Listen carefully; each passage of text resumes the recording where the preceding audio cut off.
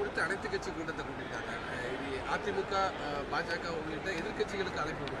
அது குறித்து மாண்புமிகு முதலமைச்சர் அவர்கள் நேற்றைக்கு ஒரு விளக்கத்தை சொல்லியிருக்கிறார்கள்.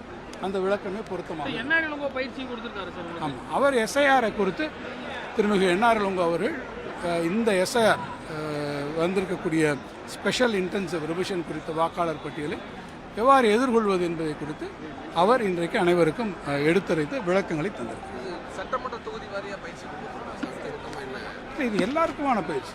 எல்லா சட்டமன்ற தொகுதியிலிருந்தும் தமிழ்நாடு முழுவதும் இருந்தும் நிர்வாகிகள் கலந்து. முதலமைச்சர் கடைசியாக பேசும்போது தொண்டர்களிடம் ஒரு விஷயத்தை சொல்ல சொன்னார். என்ன சார் சொன்னார்? பேசும்போது தொண்டர்களிடம் போய் சொல்லுங்க அப்படின்னு சொல்லி சொன்னாங்க.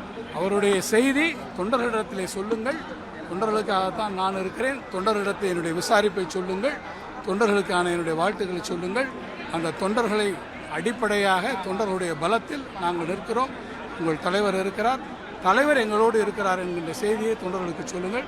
தொண்டர்கள் பெறக்கூடிய அந்த உற்சாகமும் அவர்களின் பலமும் இந்த வெற்றியை சாத்தியமாக்கும்.